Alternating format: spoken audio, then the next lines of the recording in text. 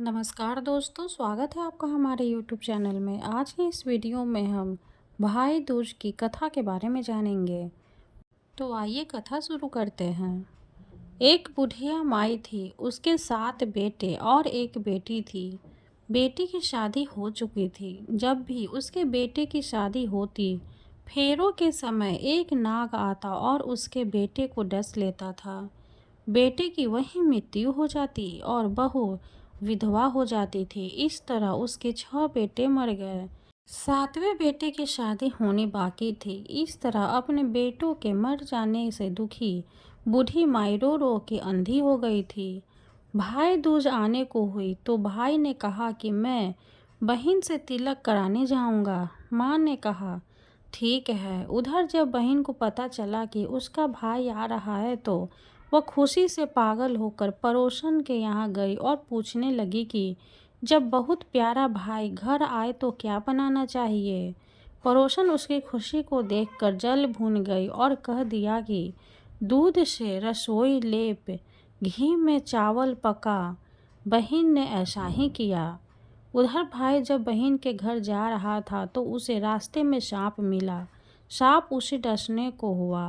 भाई बोला, तुम मुझे क्यों डस रहे हो? सांप बोला, मैं तुम्हारा काल हूँ और मुझे तुमको डसना है। भाई बोला, मेरी बहन मेरा इंतजार कर रही है। मैं जब तिलक करा के वापस लौटूंगा तब तुम मुझे डस लेना। सांप ने कहा, भला आज तक कोई अपनी मौत के लिए लौट के आया है जो तुम आओगे? भाई ने कहा, अगर तुझे यकीन नहीं है तो तू मेरे झोले में बैठ जा। जब मैं अपनी बहन के तिलक कर लूँ तब तू मुझे डस लेना। सांप ने ऐसा ही किया। भाई बहन के घर पहुंच गया। दोनों बड़े खुश हुए।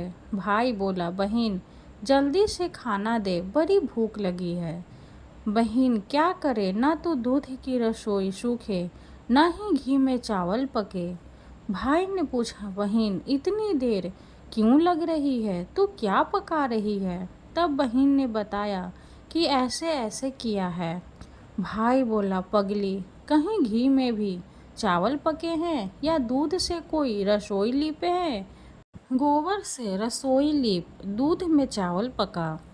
बहन ने ऐसा ही किया। खाना खा के भाई को बहुत जोर नींद आने लगी। इतने में बहन के बच्चे आ गए। बोले, मामा मामा हमारे लिए क्या लाए हो?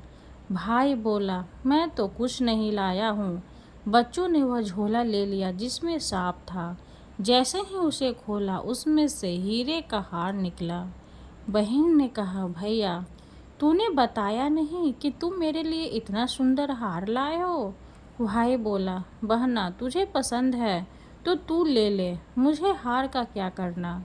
अगले दिन भाई बोला, अब मुझे जाना है, मेरे लिए खाना रख दे। बहन ने उसके लिए लड्डू बना के एक डब्बे में रख के दे दिया। भाई कुछ दूर जाकर थक कर एक पेड़ के नीचे सो गया। उधर बहन के जब बच्चों को भूख लगी तो माँ से कहा कि खाना दे दो। माँ ने कहा, खाना अभी बनने में देर है। तो बच्चे बोले कि मामा को जो रखा है वही दे दो। तो वह बोली कि लड्डू बनाने के लिए बाजरा पिसा था, वही बच पड़ा है, चक्की में जाकर खा लो। बच्चों ने देखा कि चक्की में तो सांप की हड्डियाँ पड़ी है। यही बात माँ को आकर बताए तो वह बावरी सी होकर भाई के पीछे भागी। रास्ते में भर लोगों से पूछती कि किसी ने मेरा गैल बटोई भाई, किसी ने मेरा बावरा सा भाई देखा? तब एक ने बताया कि कोई लेटा तो है पेड़ के नीचे, देख ले वही तो नहीं। भागी भागी पेड़ के नीचे पहुंची, अपने भाई को नींद से उठाया। भैया भैया कही, तूने मेरे लड्डू तो नहीं खाए? भाई बोला, ये ले तेरे लड्डू, नहीं खाए मैंने। ले दे के लड्डू ही तो दिए थे। उसके भी पीछे पीछे आ गई। बहन बोली, नहीं भाई तू झूठ बोल रहा है, ज़रूर तूने खाया है। अब तो मैं तेरे साथ चलूँगी। भाई बोला, तू न मान रही है तो चल फिर।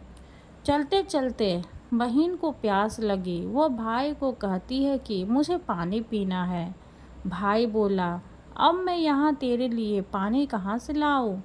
देख, दूर कहीं चील उड़ रही है, चली जा, वहाँ शायद तुझे पानी मिल जाए।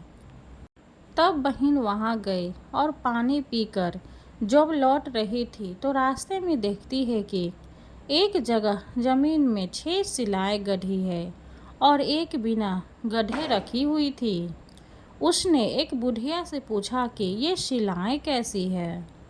उस बुढ़िया ने बताया कि एक बुढ़िया है, उसके 7 बेटे थे। 6 बेटे तो शादी के मंडप में ही मर चुके हैं, तो उनके नाम की ये शिलाएं जमीन में गढ़ी है। अभी 7वें की शादी होनी बाकी है। जब उसकी शादी होगी तो वही मंडप में ही मर जाएगा, तब यह 7वीं शिला भी जमीन में गड़ जाएगी। यह सुनकर बहन समझ गई कि ये शिलाएं किसी और की नहीं बल्कि उसके भाइयों के नाम की है। उसने उस बुढ़िया से अपने 7वें भाई को बचाने का उपाय पूछा। बुढ़िया ने उसे बतला दिया कि वह अपने 7वें भाई को कैसे बचा सकती है। सब जानकर वह वहाँ से अपने बाल खुले करके पागलों की तरह अपने भाई को गालियाँ देती हुई चली। भाई के पास आकर बोली, तू तो जलेगा, कूटेगा, मरेगा। भाई उसके ऐसे व्यवहार को देखकर चौंक गया, पर उसे कुछ समझ नहीं आया। इसी तरह दोनों भाई बहन माँ के घर पहुँच गए। थोड़े समय बाद भाई के लिए सगाई आने लगी। उसकी शादी तय हो गई। जब भाई को सहरा पहनने लगे तो वह बोली, इसको क्यों सहरा बंधेगा? सहरा तो मैं पहनूंगी, यह तो जलेगा, मरेगा। सब लोगों ने परेशान होकर सहरा बहन को दे दिया। बहन ने देखा उसमें कलंगी की जगह सांप का बच्चा था। बहन ने उसे निकाल के फेंक दिया। अब जब भाई घोड़ी चढ़ने लगा तो बहन फिर बोली, यह घोड़ी पर क्यों चढ़ेगा? घोड़ी पर तो मैं बैठूंगी, यह तो जलेगा, मरेगा, इसकी लाश को चील कौवे खाएंगे। सब लोग बहुत परेशान, सब ने उसे घोड़ी पर भी चढ़ने दिया। अब जब बारात चलने को हुई तब बहन बोली, ये क्यों दरवाजे से निकलेगा? ये तो पीछे के रास्ते से जाएगा, दरवाजे से तो मैं निकलूंगी। जब वह दरवाजे के नीचे से जा रही थी तो दरवाज़ा अचानक गिरने लगा। बहन ने एक ईंट उठाकर अपनी चुनरी में रख ली। दरवाज़ा वहीं के वहीं रुक गया। सब लोगों को बड़ा अचंभा हुआ। रास्ते में एक जगह बारात रुकी तो भाई को पीपल के पेड़ के नीचे खड़ा कर दिया। बहन कहने लगी, ये क्यों छाँव में खड़ा होगा? ये तो धूप में खड़ा होगा, छाँव में तो मैं खड़ी होंगी। जैसे ही वह पेड़ के नीचे खड़ी हुई, पेड़ गिरने लगा। बहन ने एक पत्ता तोड़कर अपनी चुनरी में रख लिया। पेड़ वहीं की वहीं रुक गया।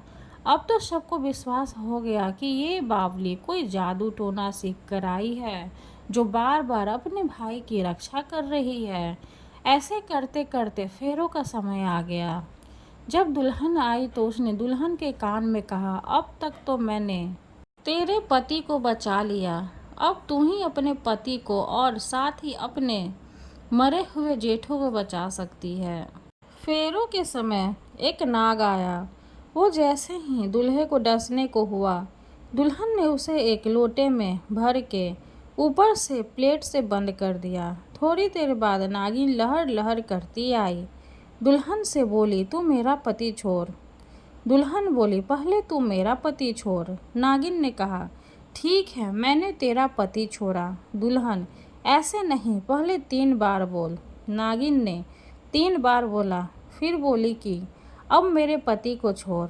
दुल्हन बोली, एक मेरे पति से क्या होगा?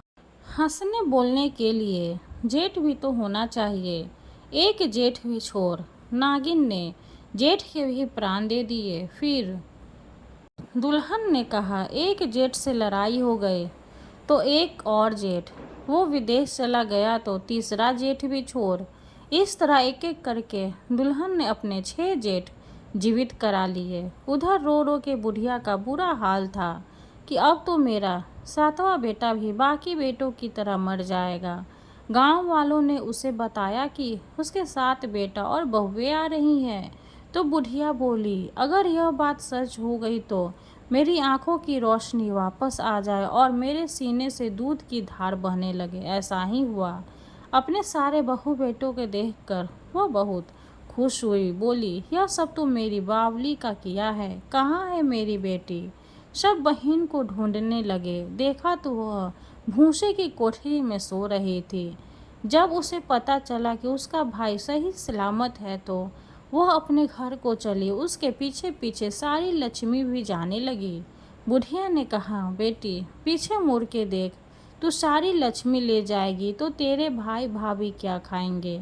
तब बहन ने पीछे मुड़ के देखा और कहा, जो माँ ने अपने हाथों से दिया वो मेरे साथ चल, बाद बाकी का भाई भाभी के पास रहे। इस तरह एक बहन ने अपने भाई की रक्षा की।